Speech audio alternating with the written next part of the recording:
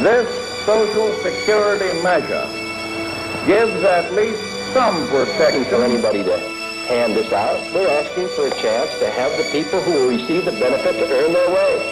The same principle established under the Social Security system in this nation. It is no longer acceptable to discuss women's rights as separate from human rights. I know we can come together to face down the challenges of our own time.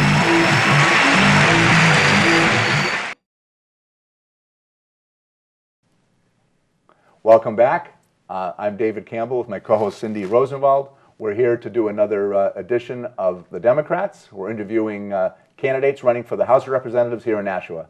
Today, our guest is Linda Gathright, candidate from Ward 9. Welcome, Linda. Hi, Linda. Hi, thank you. Tell us a little bit about yourself. Well, I've been a resident of Nashua for 33 plus years. Wow. My husband, 4 children, and now 10 grandchildren. Congratulations. That's real wow. Yeah. And boy, they're joy. Yeah, I'm sure they're all around here. Yes, they're all here Great. around here. We've worked in the community for 32 plus years. Where did you work? Downtown. And I worked for Verizon. I retired from Verizon after 34 and a half years. Wow, that's amazing. Yeah. What did you do at Verizon? I actually started as a teller in the old phone center store, and I completed with a management position out of Boston, Massachusetts. Wow. So you've done it all. Started entry level and went all the way up. All the way up, that's it. Good for you. So you stayed with them your whole My career? entire career.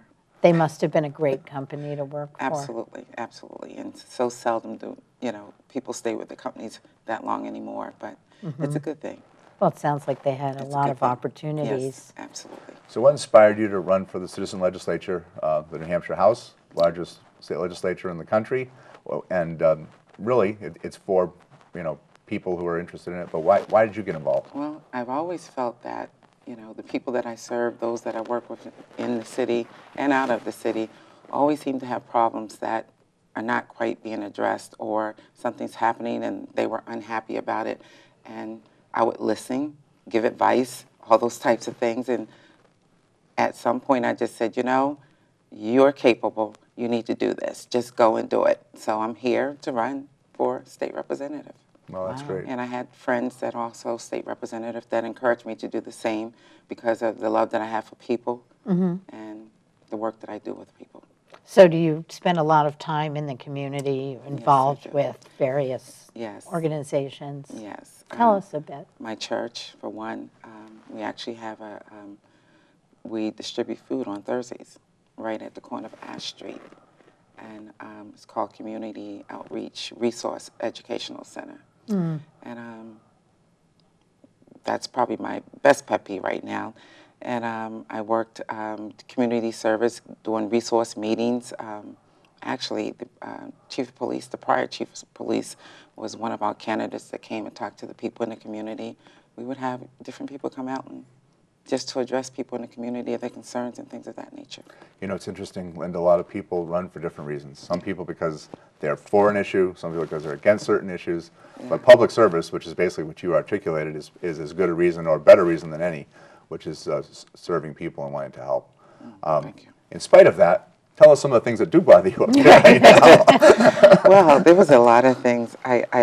What really struck me in the beginning was the last election and the folks that got elected there.